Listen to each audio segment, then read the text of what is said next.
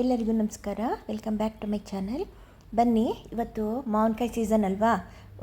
ತೋತಾಪುರಿ ಮಾವಿನಕಾಯಿನಲ್ಲಿ ಒಂದು ಮಾವಿನಕಾಯಿ ಗುಳಂಬ ಅಂತ ಮಾಡ್ಕೊಳ್ಳೋಣ. ಅದಕ್ಕೆ ಒಂದೇ ಒಂದು ಮಾವಿನಕಾಯಿ ತೊಗೊಂಡಿದ್ದೀನಿ ನಾನು.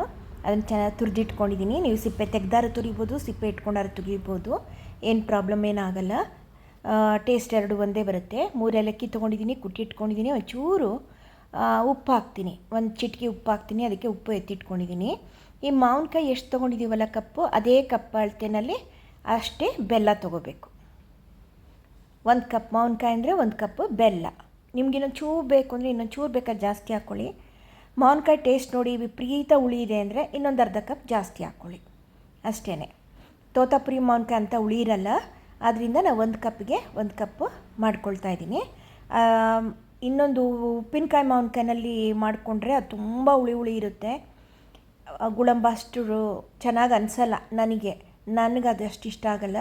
ನಾನು ಯಾವಾಗಲೂ ಈ ತೋತಾಪುರಿ ಮಾವಿನಕಾಯಿನಲ್ಲೇ ಮಾಡ್ಕೊಳ್ಳೋದು. ಈಗ ನೋಡಿ, ಒಂದು ಪ್ಯಾನ್ ಇಟ್ಕೊಂಡೆ. ಪ್ಯಾನ್ಗೆ ಈ ತುರಿದಿರೋ ಮಾವಿನಕಾಯಿ ಹಾಕ್ಕೊಂಡೆ. 1 ಸ್ಪೂನ್ ತುಪ್ಪ ಹಾಕ್ಕೊಂಡು ಸ್ವಲ್ಪ ನೀರು ಹೋಗೋ ತನಕ ಚೆನ್ನಾಗಿ ಹುರ್ಕೊಳ್ಳೋಣ. ಗಮ್ಮಂತ ವಾಸನೆನೂ ಬರುತ್ತದು.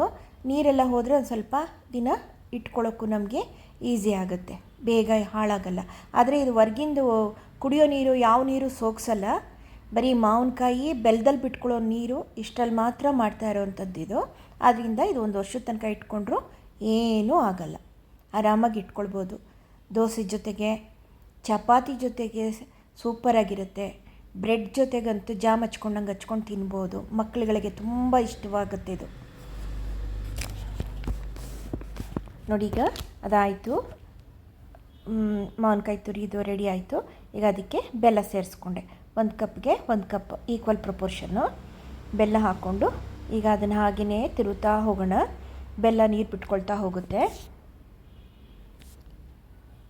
ಸಕ್ಕರೆನಾರ ಹಾಕಿ ಮಾಡ್ಬೋದು, ಇಲ್ಲ ಬೆಲ್ಲನಾರ ಹಾಕಿ ಮಾಡ್ಬೋದು. ಬೆಲ್ಲ ಹಾಕಿ ಮಾಡಿದ್ರೆ ಟೇಸ್ಟ್ ಜಾಸ್ತಿ ಅಂತ ಅನ್ಸುತ್ತೆ ನನಗೆ, ಅದಕ್ಕೆ ನಾನು ಬೆಲ್ಲದಲ್ಲೇ ಮಾಡ್ಕೊಳ್ಳೋದು.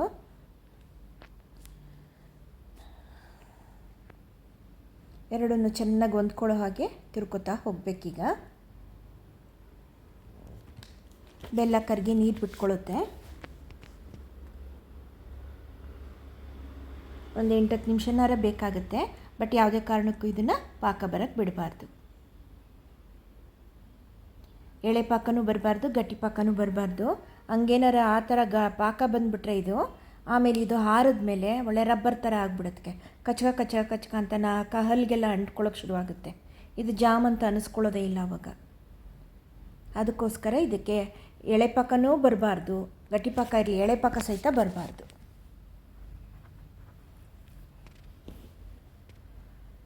ಬೆಲ್ಲ ಕರಗಬೇಕು, ಒಂಚೂರು ತಿಕ್ಕಾಗುತ್ತೆ ಬೆಲ್ಲ. ಅಲ್ಲಿ ತನಕ ನೋಡ್ಕೊಂಡು 1-2 ಕುದಿ ಬಂದಮೇಲೆ ಸ್ಟವ್ ಆಫ್ ಮಾಡ್ಕೊಂಡು ಬಿಟ್ಬಿಡೋಣ. 1 ಗಂಟೆ 2 ಗಂಟೆ ಆದಮೇಲೆ ನೀರಂಗಿದ್ರೂ ಕೂಡ ಅದು ಆಮೇಲೆ ಮಾವಿನಕಾಯಿ ಬೆಲ್ಲದ ನೀರನ್ನೆಲ್ಲನೂ ಎಳ್ಕೊಂಬಿಡುತ್ತೆ, ಗಟ್ಟಿ ಆಗ್ತಾ ಬರುತ್ತೆ.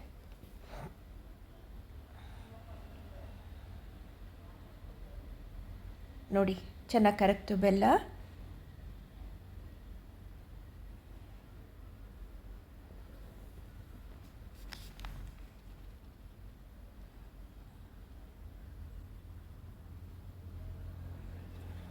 ನೋಡಿ, ಏಲಕ್ಕಿ ಹಾಕ್ಕೊತಾ ಇದ್ದೀನಿ. ಒಂಚೂರು ಉಪ್ಪು ಅದನ್ನು ಹಾಕ್ಕೊಂಡೆ. ಚಿಟಿಕೆ ಉಪ್ಪು ಹಾಕೋದ್ರಿಂದ ಟೇಸ್ಟ್ ಎನ್ಹಾನ್ಸ್ ಆಗುತ್ತೆ ಅಂತ ಅಷ್ಟೇ.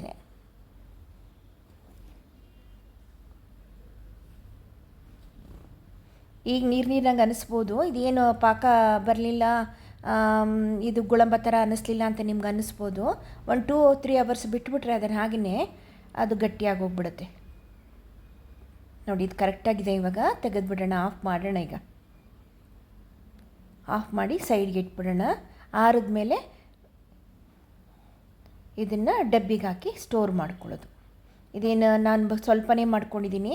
ವರ್ಷದ ತನಕ ಇಡಬೇಕು ಅಂದರೆ ಜಾಸ್ತಿ ಮಾವಿನಕಾಯಿ ಹಾಕ್ಬಿಟ್ಟು ಅದಕ್ಕೆ ಈಕ್ವಲ್ ಪ್ರಪೋರ್ಷನ್ ಬೆಲ್ಲಗೆಲ್ಲ ಹಾಕ್ಕೊಂಡು ಮಾಡಿಕೊಂಡ್ರೆ ವರ್ಷದ ತನಕ ಸ್ಟೋರ್ ಮಾಡ್ಬೋದು.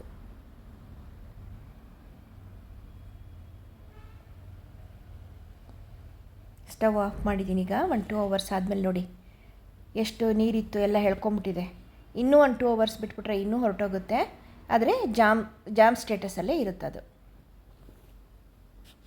ಬೇಗ ಮಾಡ್ಕೋಬೋದು. ಇದು ತುಂಬ ಬೇಗ ಮಾಡ್ಕೊಳ್ಬೋದು. ಜಾಮ್ ಅಂತಲಾರ ಅಂದ್ಕೊಳ್ಳಿ, ಗೋಳಂಬ ಅಂತಲಾರ ಅಂದ್ಕೊಳ್ಳಿ. ಬ್ಯಾಚುಲರ್ಸ್ ಕೂಡ ಈಸಿಯಾಗಿ ಮಾಡ್ಕೊಳ್ಳೋ ಅಂಥ ಒಂದು ಡಿಶ್ ಇದು. ಚಪಾತಿ ಜೊತೆಗೆ, ಬ್ರೆಡ್ ಜೊತೆಗೆ ಈ ಜಾಮ್ ಹಚ್ಕೊಂಡು ತಿಂತಾರಲ್ಲ ಬ್ರೆಡ್ಗೆ, ಅದ್ರ ಬದಲು ಇದನ್ನೇ ಹಚ್ಕೊಂಡು ತಿನ್ಬೋದು. ಪ್ರಿಸರ್ವೇಟಿವ್ ಇಲ್ಲ, ಏನಿಲ್ಲ. ದೋಸೆ ಜೊತೆಗೂ ಚೆನ್ನಾಗಿರುತ್ತೆ ಇದು. ಹುಳಿಯಾಗಿ ಸಿಹಿಯಾಗಿ ತುಂಬ ಚೆನ್ನಾಗಿರುತ್ತೆ. Homemade healthy no preservative jam ಇದು. ಜೀರೋ ಪ್ರಿಸರ್ವೇಟಿವ್ ಜಾಮ್ ಇದು. ನೀವು ಟ್ರೈ ಮಾಡಿ, ಹೇಗೆ ಬಂತು ಅಂತ ನನಗೂ ತಿಳಿಸಿ.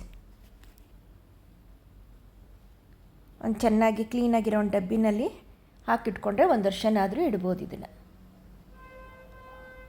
ನೋಡಿ ಹೇಗೆ ಕಾಣಿಸ್ತಿದೆ ಅಂತ.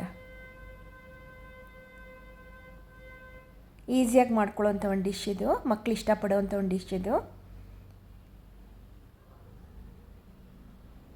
ಟ್ರೈ ಮಾಡಿ, ಹೇಗೆ ಬಂತು ಅಂತ ನನಗೂ ತಿಳಿಸಿ. ಓಕೆನಾ?